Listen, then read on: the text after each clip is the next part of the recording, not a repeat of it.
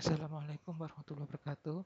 Perkenalkan, nama saya Muhammad Rima Sofyan bin Asar, NPM 108.081.010092. Di sini saya akan mempresentasikan tugas dari audit TI. Tugasnya yaitu sebutkan dan jelaskan jenis-jenis audit.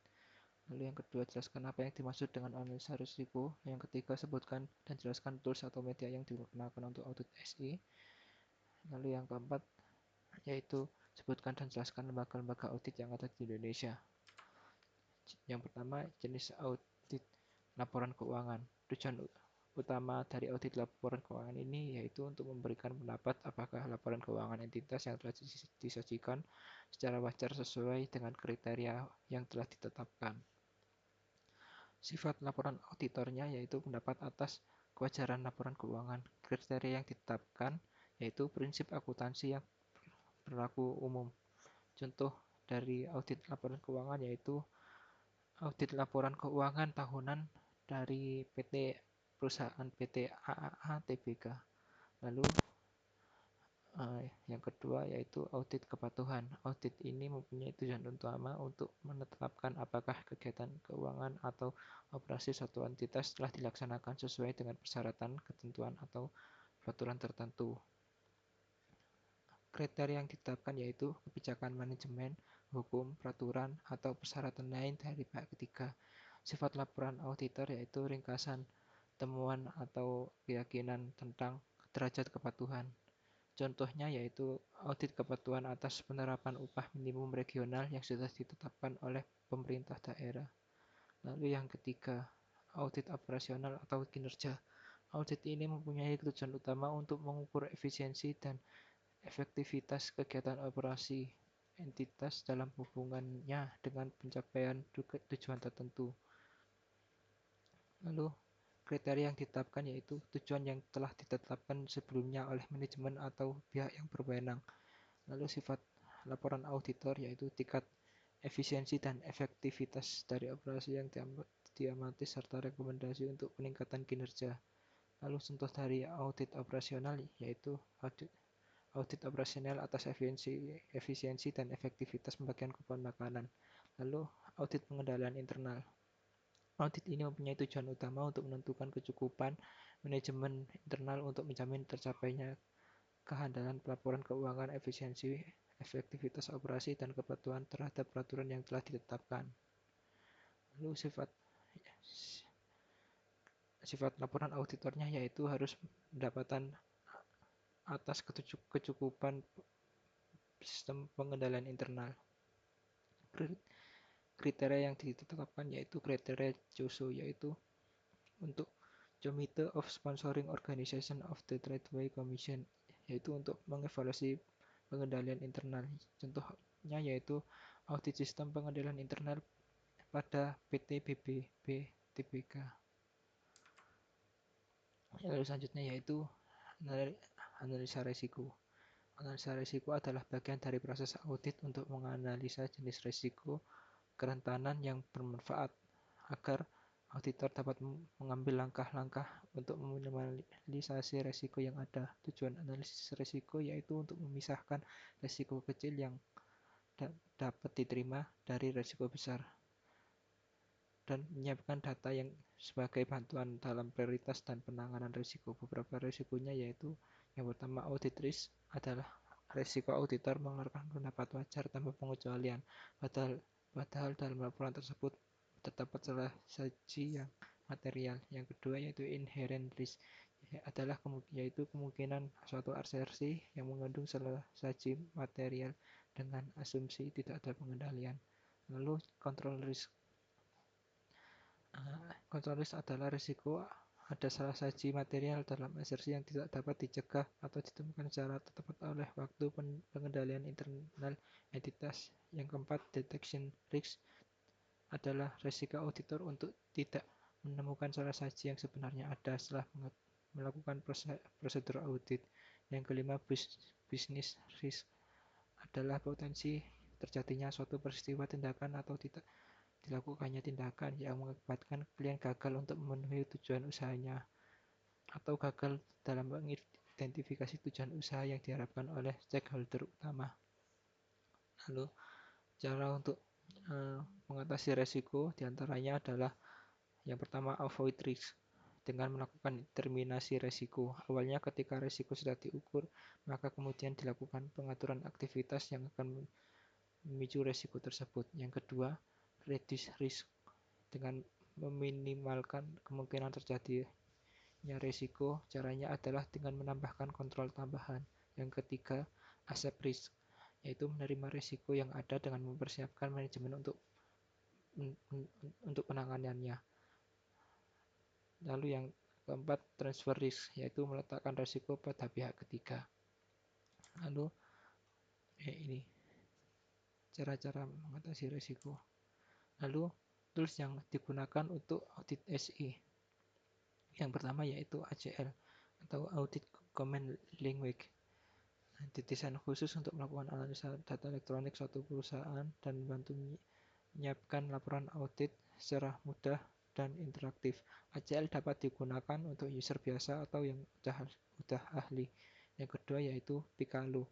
Picalo adalah perangkat lunak yang dapat digunakan untuk melakukan analisa data yang dihasilkan dari berbagai sumber. Picalo dikemas dengan GUI yang mudah digunakan dan dapat berjalan di berbagai sistem operasi.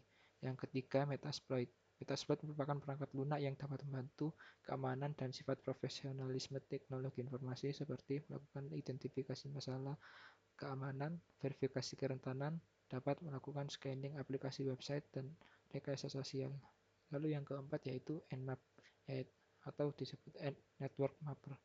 Nmap bersifat open source yang digunakan untuk audit dalam hal keamanan, sistem dan administrator. Menggunakan perangkat lunak ini sebagai persediaan jaringan, mengelola jadwal layanan untuk upgrade, jenis firewall apa saja yang digunakan, dan lain-lain. Nmap berjalan pada semua sistem operasi dan paket pinner seperti Linux, serta dapat melakukan transfer data secara fleksibel.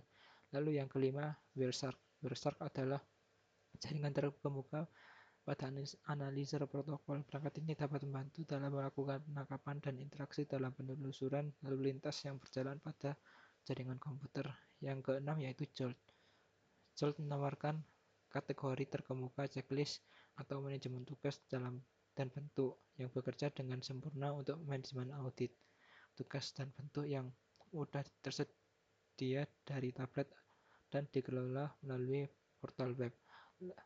Langganan Jolt juga memberikan Anda akses ke fitur yang seperti penjadwalan karyawan, waktu, dan pelacakan kehadiran, pengumuman karyawan, informasi perpustakaan digital terpusat, sebuah buku catatan digital, dan kode pelabelan. Lalu, lembaga audit yang ada di Indonesia. Sebenarnya ada banyak, namun pada presentasi ini dijelaskan 4 saja yang cukup besar, yaitu yang pertama Ikatan Audit Sistem Informasi Indonesia atau IASI. Ikatan Audit Sistem Informasi didirikan pada 20 Mei 2014. Lembaga ini dibentuk oleh beberapa praktisi dari berbagai universitas dan organisasi lainnya di bidang sistem informasi. Lembaga ini memiliki tujuan yaitu untuk menghindari penyimpanan dalam penggunaan sistem informasi yang semakin pesat di Indonesia. IASI bekerja sama dengan beberapa lembaga lain seperti Ikatan Akuntan Indonesia, Information System Audit, dan Control Association Chapter Indonesia atau disebut ISACA. Lalu yang kedua yaitu Information System Audit and Control Association atau ISACA. ISACA adalah suatu organisasi profesi internasional di bidang teknologi informasi yang didirikan di Amerika Serikat pada tahun 1967. Awalnya dikenal dengan nama yang lengkap Information System Audit and Control Association, dan saat ini saja menggunakan akronimnya untuk merefleksikan cakupan luasnya di bidang tata kelola teknologi informasi. ISACA telah memiliki kurang lebih 70.000 anggota yang tersebar di 140 negara. Anggota ISACA terdiri dari antara lain auditor sistem informasi, konsultan, pengajar profesional keamanan sistem informasi, pembuat perundangan, CIO, serta auditor internal jaringan ISACA terdiri dari sekitar 170 cabang yang berada di lebih dari 60 negara. Salah satunya adalah di Indonesia. ISATA sendiri telah membuat standar untuk audit sistem informasi di seluruh dunia. Yang ketiga yaitu BPK-RI. BPK-RI didirikan pada tahun 1946 yang bertugas untuk melakukan audit yang berkaitan dengan pengelolaan keuangan negara dan tanggung jawab yang dilakukan oleh pemerintah pusat, pemerintah daerah, lembaga negara lain seperti Bank Indonesia, BUMN, BUMD, Dewan Pelayanan Publik, dan lembaga lain yang mengelola keuangan negara. BPK-RI menyerahkan hasil audit kepada DPR, DPD, dan DPRD sesuai dengan kewenangan masing-masing. Lalu yang keempat yaitu keuangan BPKP, yaitu Badan Pengawasan dan Pembangunan. BPKP didirikan pada tahun 2006. BPKP bertugas mengendalikan keuangan dan pengawasan pembangunan nasional serta meningkatkan pendapatan negara dan meningkatkan efisiensi dan efektivitas pengeluaran anggaran pemerintah nasional dan regional. Tugas lain BPKP adalah mengevaluasi penerapan sistem pengendalian internal untuk mendeteksi dan menghalangi korupsi, serta menginvestigasi penyelewengan keuangan. Lalu yang kelima, LPAI, yaitu Lembaga Pengembangan Auditor Indonesia. Lembaga Pengembangan Auditor Internal adalah lembaga yang concern terhadap pengembangan SDM di bidang audit internal sebagai salah satu divisi training dari Presiden Indonesia, lembaga konsultan manajemen yang sejak 1995 memfokuskan kegiatannya pada pelatihan manajemen. LPAI yaitu menyelenggarakan pelatihan internal audit dan fraud audit secara lengkap, terprogram, berkesinambungan, serta kurikulum berkualitas. Pelatihan yang diselenggarakan oleh LPAI senantiasa dievaluasi dan diupdate mengacu pada perkembangan pengaturan dan praktek bisnis yang paling mutakhir, di mana benchmark adalah lembaga-lembaga internal audit dan fraud audit yang sudah dikenal baik reputasinya di dunia. Lalu yang terakhir LKAI, yaitu Ikatan Komite Audit Indonesia. Tugas pokok dari Komite Audit pada prinsipnya adalah membantu Dewan Komisaris melakukan fungsi pengawasan.